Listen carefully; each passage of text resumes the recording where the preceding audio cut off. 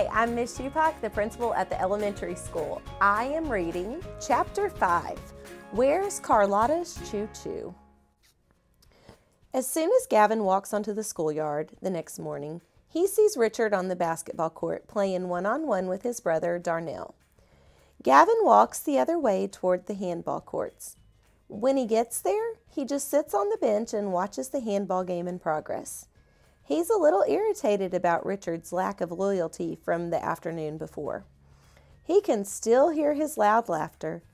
He just might not talk to Richard for a while. Maybe he'll find a new friend. He glances over at the basketball court and sighs. Richard catches his eye and then waves him over. But Gavin stays put as if he doesn't even see him. Richard throws the ball to his brother and runs over to the handball court. He straddles the bench where Gavin sits with his elbow resting on his knee. "What's up?" Richard asks. Gavin looks off across the yard. "Nothing." "How come you're over here and not playing with us?" "I don't feel like it." Richard stares at Gavin for a moment, then says, "You look like you're mad about something." "Why would I be mad about something?"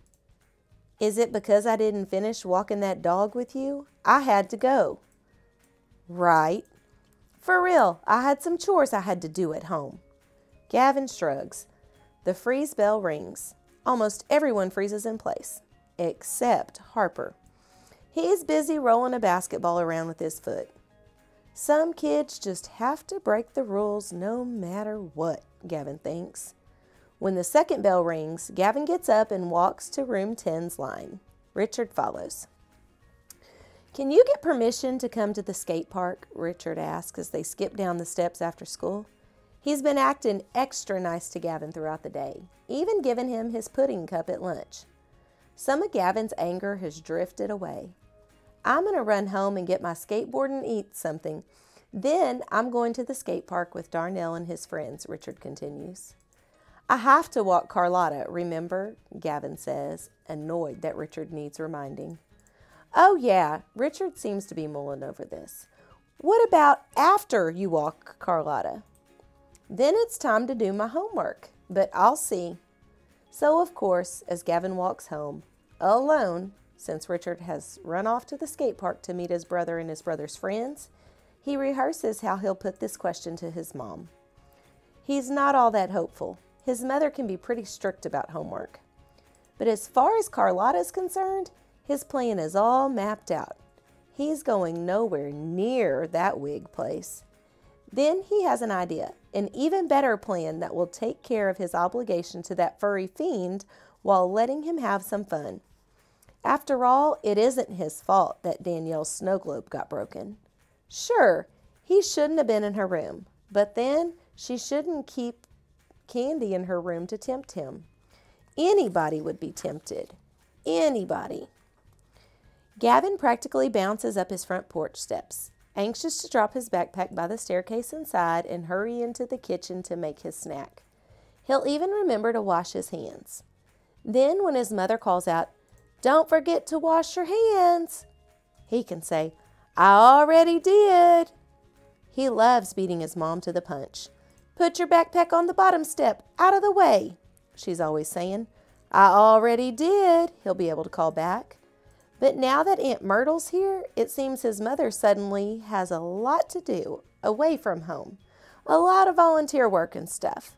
And his dad doesn't get home until 6. That leaves Gavin at the mercy of Danielle and Aunt Myrtle. What a duo. He's still imagining the way his snack time will go when the door swings open and Aunt Myrtle appears with Carlotta in her arms before he can even climb the porch steps. "There you are," she snaps. "You take Carlotta, and I'll take your backpack." She puts Carlotta, already attached to the pink leash, down on the porch. Gavin hands over his backpack and takes the plastic bag and leash. This is the second day in a row he didn't get to have his wheat crackers and grape jam. Sometimes he thinks grown-ups forget that kids have feelings too. How would Aunt Myrtle like it if she was hungry and somebody gave her a big chore to do before she could even eat? She probably wouldn't like it at all. "Oh," Aunt Myrtle says, pulling a rawhide bone from her pocket, "don't forget to take Carlotta's Choo Choo." Aunt Myrtle nuzzles Carlotta's mouth with a special little bone that Carlotta's always playing with or attacking with her little sharp teeth. It's her favorite thing in all the world, according to Aunt Myrtle. When she gets sidetracked sniffing at everything, just coax her away with this. Gavin takes the grubby thing out of her hand, trying to put the thought of all the dried dog spit that's probably covered with out of his mouth. The end of the week can't come soon enough. That's okay, he says to himself under his breath as he ambles down the front walkway. He has a plan. Aunt Myrtle, he says, stopping at the sidewalk and looking back, can I keep Carlotta out a little longer? I think she really likes to be out. Aunt Myrtle squints and purses her lips, thinking this over. I guess it won't hurt, but no more than an hour. Yes, ma'am, Gavin says. He hears the door close behind him, and instead of heading down Willow Avenue, his own street, he walks up his driveway to the backyard. His skateboard and helmet are there, propped up against the side of the house. He can't get to his knee pads and elbow pads because they're up in his room. He'll just have to do without them. He has no intention of letting Miss Carlotta, the curse, ruin his life. Too bad he didn't think of this yesterday. He feels pretty good with his skateboard under his arm, his helmet dangling from his free hand, and Carlotta prancing along beside him. She's actually being really good. Gavin thinks she's going to love the park anyway. Maybe she's picking up his excitement and she's excited too. He once read that dogs are supposed to be kind of sensitive, able to pick up moods and stuff. As soon as he spots the special fenced-off skate park with its steep slopes and curved walls and stairs and railings and bowls edges, Gavin's stomach flutters with anticipation. His feet are itching to jump on his board, but first he has to find a place to tie up Carlotta. It won't be so bad for her. Carlotta will just have fun looking at all the stuff going on in the park. Kids running around, dogs on the jogging path with their owners, soccer practice. Gavin's plan is to stay 30 minutes, no more. 10 minutes to get there, 30 minutes at the park, 10 minutes to get back home. Another day down, $4 in his account. He looks around. Not far away is one of those racks for chaining up a bike. It's only about 10 feet from the skate park. Perfect! Gavin marches Carlotta over to it, but when they get about 3 feet away, she begins to pull back. It's as if she knows this is it for her. It's like when his mother picks him up after school and he gets a funny feeling, but she waits until he's already in the car before she tells him, "Oh yeah, you have an appointment at the dentist. That's where we're headed." Then he gets to think of that shot in the mouth all the way there. He tugs at Carlotta's leash until he manages to get her to the bike rack. He loops it around the post and then ties a double knot. He tugs it until it's snug. All the while, Carlotta is doing a little hop and pull, trying to free herself. He remembers her Choo Choo and pulls it out of his pocket with just his thumb and forefinger. It's so yucky. He holds it away from himself. He imagines that it was once white. Now it's a grungy gray with dark smudges that Gavin imagines are old drool. Gavin waves it in front of Carlotta's nose, hating that he has to touch the thing. She sniffs at it, but then looks at it with big sad eyes. He turns away and sees Richard on a bench just inside the chain-link fence that cordons off the skate area from the rest of the park. Carlotta starts up her yaps, and then the sound follows him as fast as he walks over there.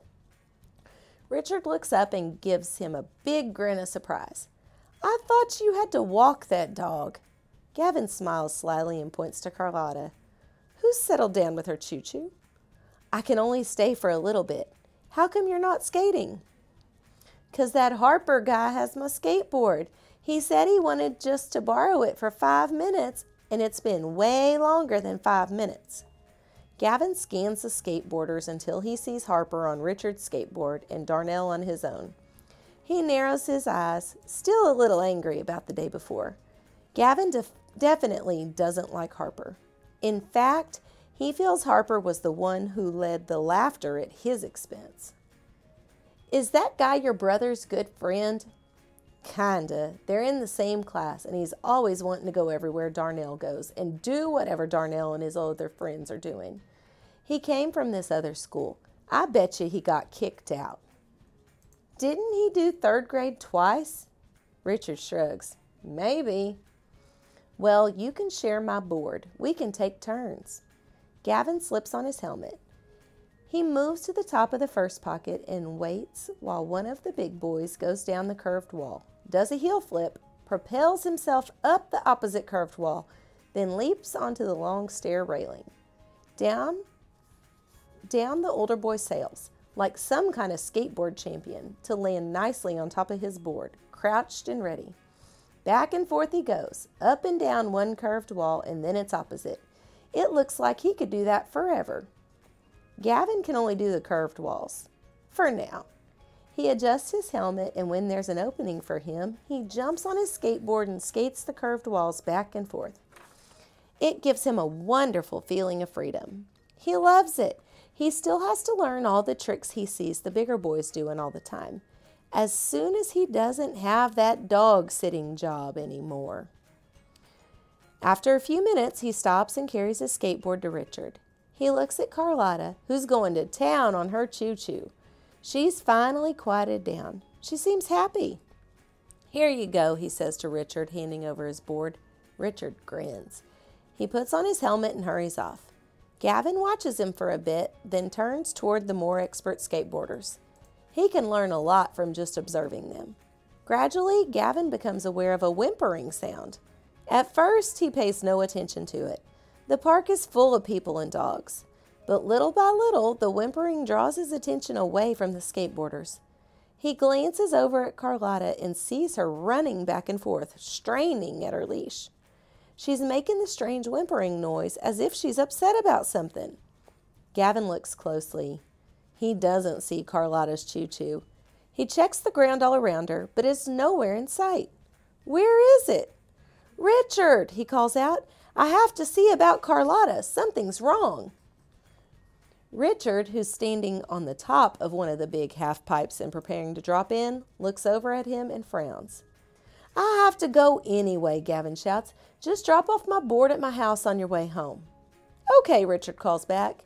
Gavin suspects his mind is already on his next maneuver. Gavin searches the grass around Carlotta while she paces and whimpers. It's got to be here, he thinks, but it's not. Could a squirrel have gotten it and carried it off? He looks down at Carlotta and rolls his eyes. Because of this stupid dog, he's had to cut his fun short. He does feel a teensy bit sorry for her, though. Gavin tries petting Carlotta to calm her down, but it doesn't work. She just keeps whimpering, and now she's pulling at her leash. He leaves her tied to the bicycle rack and starts out in search of the Choo Choo, keeping his eyes on the grass around him as he moves away. He circles the soccer field with no luck, then heads toward the large climbing structure on the playground. Maybe one of those little kids ran off with it. Maybe his mother or father discovered a nasty thing in their child's possession and dropped it in the nearest garbage can. Gavin checks trash cans along the way. He grabs a thin branch from the ground and stirs the garbage around in each one. No Choo Choo. He supposes he could dig down further, but it's getting late and he knows he should go get Carlotta and head home. He has a vision of Aunt Myrtle standing on the porch, scowling and tapping her foot. As he starts for the next trash can on his way to the play structure, a large brown dog with long shaggy fur runs by. Its teeth are clamped down on something that looks just like Carlotta's Choo Choo. In fact, he's sure it is Carlotta's Choo Choo. It's the same grungy beige color. It has the same bitten off ends. The more he looks at it, the more he's sure, but suddenly he hears someone shout, "Whoa, Yankee, get back here!" It's a big, tall boy who looks like he might be in high school, maybe even college. He's wearing a sweatshirt with some kind of school insignia on it. He has a deep, booming voice. "Now!" he yells. Sheepishly, the dog stops, gives the Choo Choo a fierce shake, and then trots back to the tall boy. Carlotta's toy is still gripped between its teeth. The big guy ruffles the dog's fur and stoops to attach a leash to its collar. Gavin needs to get that Choo Choo back. He takes in one big breath to gather his courage and starts off toward the high school, or college guy, who looks up as Gavin approaches. Gavin starts. The guy shades his eyes against the afternoon sun and looks down at him, but he doesn't say anything. Your dog? Yeah, what about him? Gavin tries to figure out if the guy's words are friendly or unfriendly. He looks from the dog to the owner and then back to the dog. What do you want? The owner demands. That doesn't sound very friendly to Gavin. He swallows. I think your dog has my dog's toy. Gavin's glad he left Carlotta tied up back at the skate park out of view. He'd be embarrassed if the guy thought Carlotta was his dog. The guy looks down at the toy.